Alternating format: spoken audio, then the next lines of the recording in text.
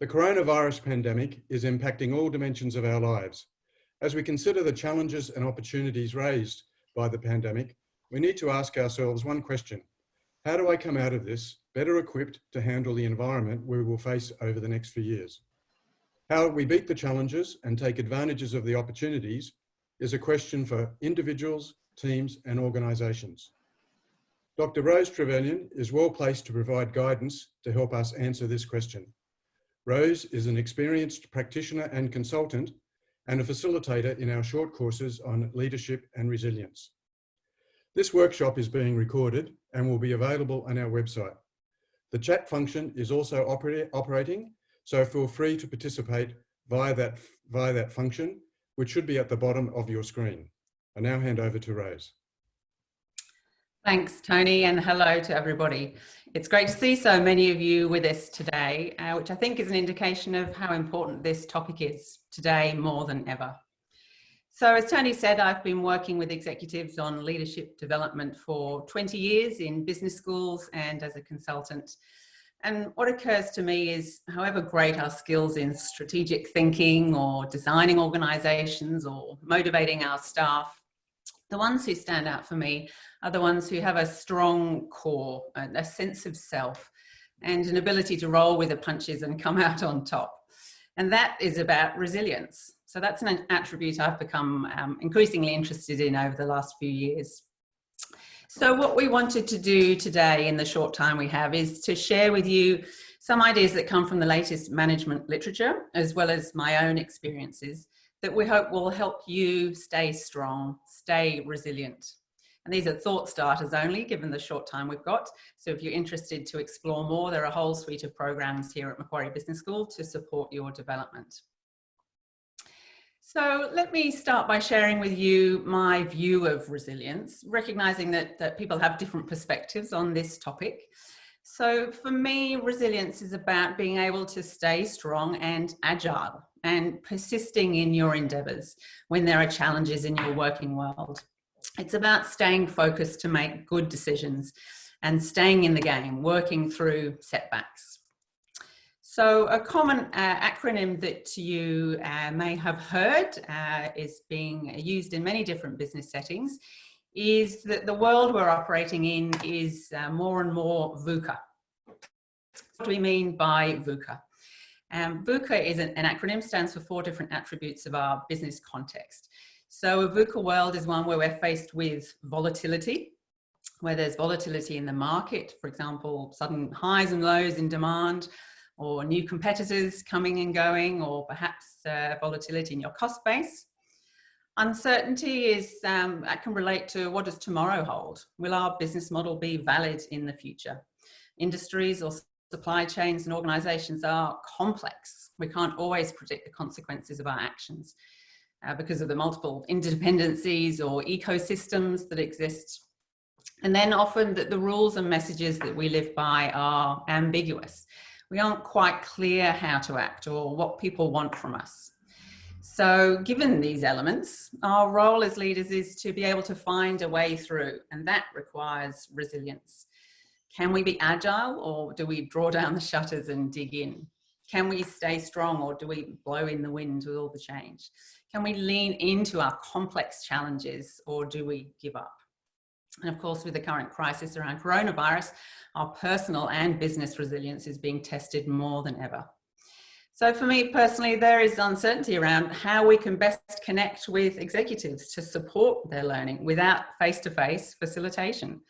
And there's complexity in changing our processes to design interventions and go to market in this new world. So today we'll share some strategies for how to be resilient. But I thought I would start by exploring a different sort of question first, and that is, what stops us being resilient?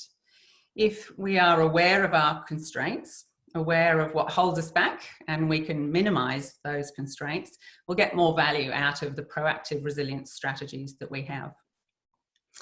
So when the world is changing around us, as it is personally and professionally, with social distancing, new routines, new business practices, we may not be able to lean into those challenges with resilience if we don't embrace the need for change. And so, as Ron Heifetz observes, what people resist is not change per se, but loss. Right now, we're being asked to do things that we used to do. Right now, we're being asked to stop doing things that we used to do. We can't have a chat over coffee. We can't give our friends a hug. We can't have meetings face to face. And with those new rules, we've lost something that we love. Some people feel the loss more in the autonomy that we've lost. We've lost freedom to do what we're used to doing. Others will feel that loss of certainty, like questions like, when will this end? Or will life ever get back to normal? Others will feel the loss of relationships most.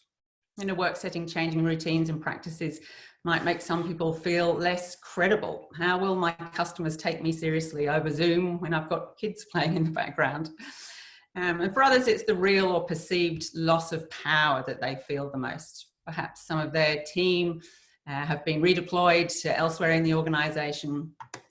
So my challenge to you is to be aware of what you value most and whether the loss of things you value is undermining your willingness to find a way through. Loss or even just the fear of loss makes us anxious. We might withdraw and then we're less able to lean into those challenges.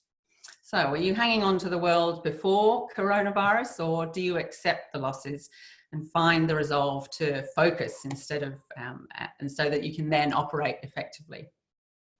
So just out of interest and by way of getting you to reflect on that question, we've put together a poll. So we'd like for you to answer, which of these losses do you resist the most? So we'll just keep this poll open for a short period of time. Jump on as quick as you can.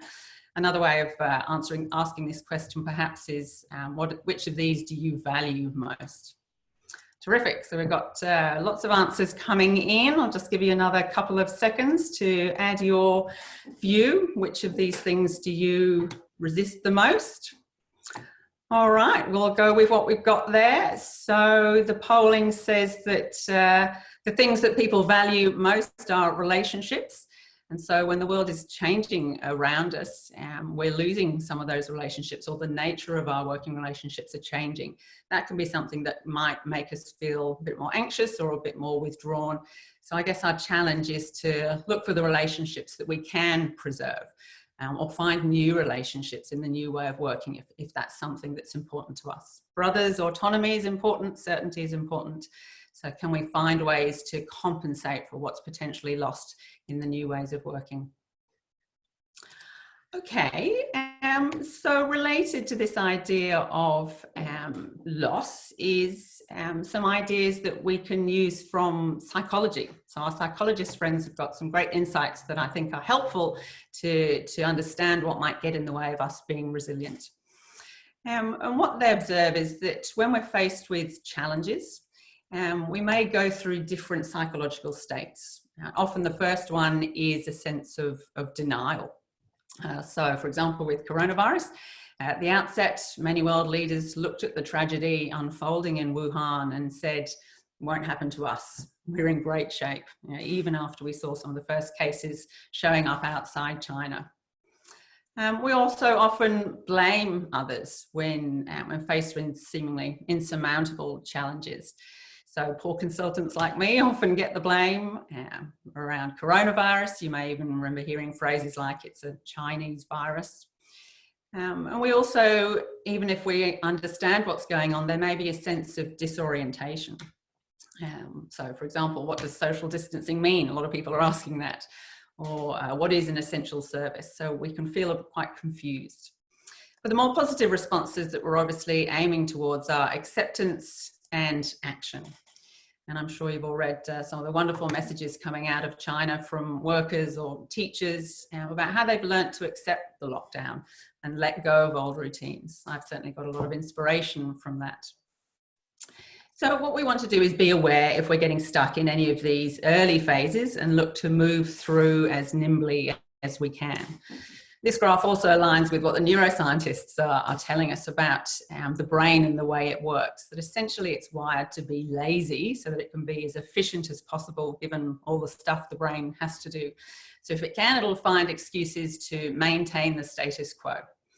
so that it can conserve energy. So when the world is ambiguous and volatile, it'll be much easier to put the blinkers on. But resilient leaders are the ones who fight that urge and who open their eyes to find a way through. Okay, enough about what holds us back. What do we know about strategies that help us build resilience? And I've got a couple of core ideas to share with you here. One is the idea that we should all be what Tony Schwartz refers to as a corporate athlete. I love this idea. His proposition is that sports athletes spend about 90% of their time in training and only 10% of their time actually performing at sports events, carnivals, games. And business people probably do the reverse. We spend 90% or so of our time performing in meetings, negotiations, running reports, and maybe only 10% of our time preparing ourselves for those performing opportunities. So how can we get ourselves in the best shape possible to be resilient and thrive?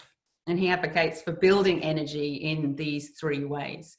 So physical energy, that's the obvious things like making sure you have a good diet, you sleep well, you exercise well, stretching, good breathing, take breaks when you can. Physical energy is one component. Another is the mental energy that we can build. And that can be built by ensuring you have enough reflective downtime. And in that downtime, you can be planning, reflecting, but also engaging in activities that are calm and focused.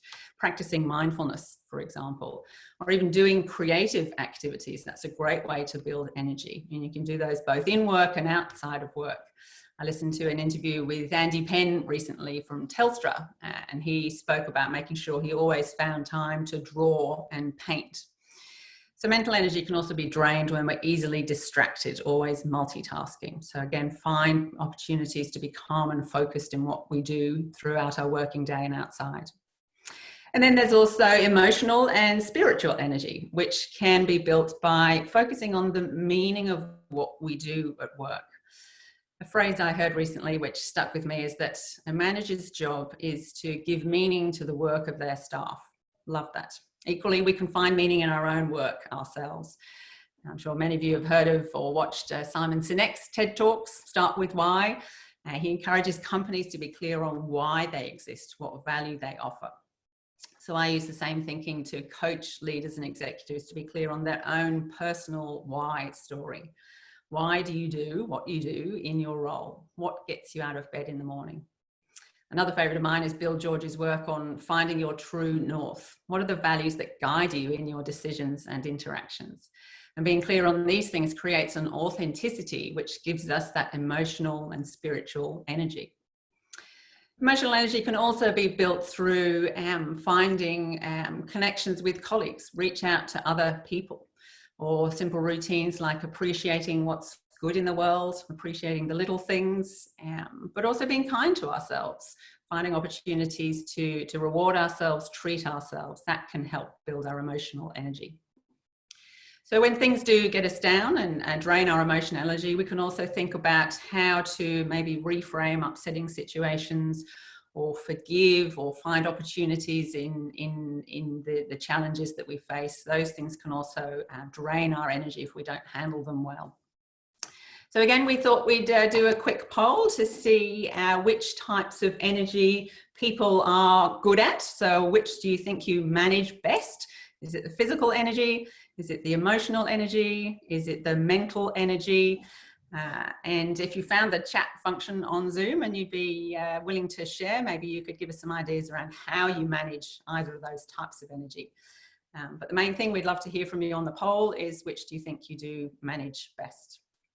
Fantastic, we've got some great number of responses there. So I'll just give it another couple of seconds. Terrific, so fairly even spread we've got here, but emotional and spiritual energy is the one that people are finding most time and inclination to engage in, which is wonderful to hear. You know, Australia being such a sporty country, you might think that physical energy is what we're best at. But that's wonderful that people are finding ways to maintain their emotional energy, critical in a time like this. Thank you for that. So another idea which builds on Tony Schwartz's idea of mental energy, and I think is highly relevant for the challenges that we have at the moment and building resilience at work, is Carol Dweck's idea. She's working from Stanford University on mindsets. And so Carol Dweck's proposition is that people have either a predominantly fixed mindset or a predominantly growth mindset. And sometimes these are also called, a fixed mindset can be called a restrictive mindset. The growth mindset is sometimes called an enabling mindset. And what she means by this is that people who have a fixed mindset tend to believe that our capabilities at work are relatively fixed. So in layman's terms, this mindset says you've either got it or you haven't. Or you might also say leaders are born, not made. So what she has observed is that people with a fixed mindset, when things don't work out for us, we assume that we'll never get there. We don't have that particular skill, so maybe we give up, we're less resilient. So for example, I love classical music. With a fixed mindset, I might say to myself, I'll never be Luciano Pavarotti, so I'll just listen to him rather than taking singing lessons. So this has obvious relevance for resilience. Somebody with a fixed mindset is less likely to persevere or even engage in a challenge. And when they face setbacks, they don't believe that they or their staff can do much better. They may even tend to avoid challenges so that they avoid the discomfort of failing. And the idea of having to learn a skill or do things differently can create anxiety. So in this fixed mindset, we tend to plan, control, be less open to feedback. People with a growth mindset or an enabling mindset, on the other hand, they believe that there is always potential for learning, for developing, for growing. Failure is just a learning opportunity rather than something to be avoided. And they tend to lean into challenge, see possibility, opportunity, rather than what might go wrong. Okay, so I'll never be Pavarotti, but I can get good enough, maybe just to join the choir that my friend has always been asking me to join. And with the current challenges around coronavirus, what might I learn about facilitating online when there is no face-to-face facilitation or contact? How might this situation enable me to reach a wider audience? What routines and practices could I keep when things go back to some sort of normal? So Carol Dweck obviously advocates for having a growth mindset and wants us to be aware of when we go into situations with more of a fixed mindset and how that might hold us back. Not only that, she argues that we can actually develop more of a growth mindset. So we can move from one end of that continuum to the other. We can train ourselves to lean into adversity with a belief that stretch, growth, response to agility is all possible. And that belief is the foundation of resilience. One final thought that maybe is more of a question than a thought, and that's related to the idea that we're not in this alone. When the world is VUCA, when we're faced with challenges like adapting to coronavirus, what do we want from our leaders that will help us be resilient? And again, if you've got a quick answer to this, maybe you can throw it onto the chat function, which is at the bottom of your screen on Zoom if you haven't found it already. The reason I asked this question is because we're not in this alone, there's maybe an opportunity and a responsibility, not just to manage ourselves, but to lead others, help others stay resilient. So what is it that you want from your leaders? Often when I ask this question, people will say, we want more information, or we want more frequent communication, or we want our leaders to be more empathic with us, demonstrate empathy so that I feel that my leader is understanding of the challenges that I'm going through. Or we want our leaders to have good presence to inspire confidence. Emotional regulation is a term that's often used in the literature, which essentially means being calm when things go a bit crazy around us. So if we're with leaders who are showing their own anxiety in a very clear way, maybe being discourteous and cutting people off because of their own response, that can be contagious. So we might want for our leaders to be a bit more focused and calm and present in the way they interact. So if you've had some thoughts about what it is you want from your leaders, let me be cheeky and turn that question around and say, Is that then what your people want from you? So we have, as I said, a responsibility to look after ourselves, but maybe let's also be clear on the impact that we're having on others in these uncertain and volatile times. And I love the idea of the leadership shadow, which is absolutely the core of my proposition to you. A leadership shadow is the idea that people around us are operating within our shadow. They are being impacted by the shadow that we cast.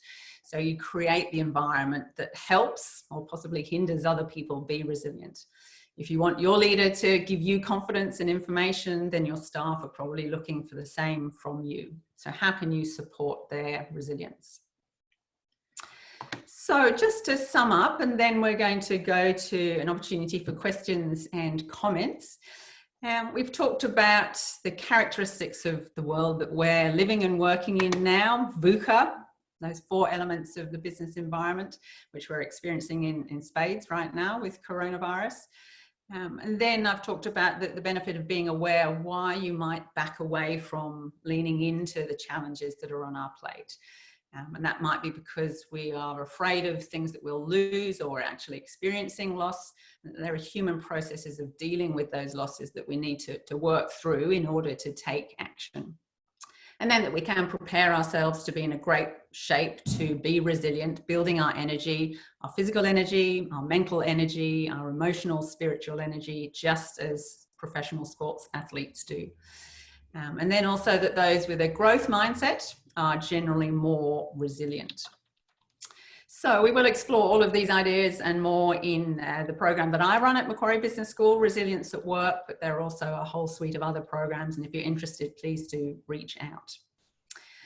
Wonderful, so I think we do have some time for questions. So if you'd like to ask any questions, again, please jump on the chat function. But I'm joined by my colleague Suzanne Holmes here at Macquarie Business School, and she's going to help me with this. Suzanne, what questions does anybody have? You mentioned mindfulness, and Aranita wants to know, are there any apps or is there any further information about mindfulness that we're not aware of that could help me in being more resilient? Yeah, great question. Absolutely. I mean, there's a million apps out there. If anybody has looked into this themselves, you know what great resources there are. I've used one that's called Smiling Mind, but I know wouldn't advocate for one over any other. And what that has done for me is it's been helpful in not just helping me navigate challenging times. So there's a sort of short-term impact of mindfulness. It creates a sense of calmness and a mood and an attitude that can help you with the things that you're struggling with. But there's an added more long-term benefit that I'm really appreciating, which is that it's almost like building a muscle. So the more I practice mindfulness, the more I am then able to, in the moment, deal with situations. I don't need to take myself out. So I think it is a routine that you can get into. And what does it involve? So depending on what sort of perspective you take, and for me, it's 10 or 15 minutes as often as I can, 2 or 3 times a week.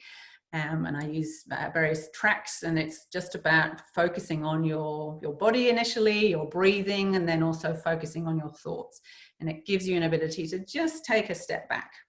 And rather than being too reactive in the moment, if we're mindful, we're able to just take a step back and think about what's going on, coming up with a more positive response, maybe more creative response. And that can help us be resilient, because the energy that we're conserving by just taking a bit of a time out can help us in the long haul to be persistent through the other challenges that we face. So yeah, strong advocate for mindfulness. Thanks for that question. We have another great question from Tony, which is, how do we maintain the balance required to be a corporate athlete? So my view, or one suggestion I would have, would be that it's always great to keep a journal or to be reflective about how we're going about our lives or our work. So if those components of being a corporate athlete, maybe be helpful just to make some notes regularly on how you are building your physical energy and how often you're focusing on that. Then make some notes on how you are building and managing your emotional energy. So that idea of reflectivity is critical for all aspects of leadership, and I think could be a really good way to think about how you're building your energy to be a corporate athlete. So take some time out, whether it's every Monday morning or as often as you can, use a journal, make some notes on what you're doing and also what the impact is. If we're clear on, if we are building a bit more mental energy, what's the impact of that? Why is it helping me? And the more you can be clear on the impact, the more motivated you will be to carry on with those practices. So yeah, keep a journal, be reflective. Great way to keep on top of what you're doing. We've got another great question from Helen, which is, how do we keep this up for the many months this situation is predicted to be around? Good question. Yeah, great question. And I think that's really at the heart of this topic, resilience. We need to be resilient for the long haul. So it is for me about routine. So get into some routines that are about building your energy, whichever way is going to work for you. Practicing mindfulness, if that's something that works for you. Keep a reflective journal. If we build some routines now while we're sort of getting used to this new way of working, then keep sticking to those routines. And what can be really helpful is find a buddy, someone who you know is facing similar challenges, has some of the same concerns or same perspectives as you, and have a chat with them once every 2 or 3 days. Pick up the phone, ask them how they're going, and you can then become sort of accountable to each other. So I might share with my friend or buddy that I need to do more around creative activities to build a bit more mental energy. So I'll share that with my buddy, and then in the conversation we have next, she or he can say to me, so Rose, how are you going with building that mental acuity? So if we keep each other accountable, that's another way of developing strong routines. So there's a wonderful TED talk I saw a while ago that said that it takes something like 21 days to create a new routine. So be really focused and hold yourself to account. And once we've created those routines that will help us be resilient over the long haul, they're much more likely to stick. Right, so we've got another question, just a last one, that is from Deborah, and she just wanted to know, how important is exercise in staying healthy in your mind? Yeah, so there's a lot of good research there. So I'm not an expert in this area, but from what I've read, the physiology of exercise really helps release endorphins, I think it is, and hormones that can help with our mental acuity. So I think the answer absolutely is yes, but as I say, it's not an area I'm a huge expert in, but we do know that the more physically fit we are, the more we are able to focus in a mental capacity. Terrific. Well, I think we're pretty much out of time, but some great questions. Thank you for joining us today. So I'm going to hand back to Tony now, who will bring the webinar to a close. Thanks very much, Rose, for those insights. We will email the recording of this webinar to all the participants, and that email will also include links to a number of resources that Rose referred to, as well as some self-assessment tools that you might find useful. We also offer a short course. To help our planning for this, we ask that you would take a few seconds to complete the poll, which should be showing up on your screen now. Thank you.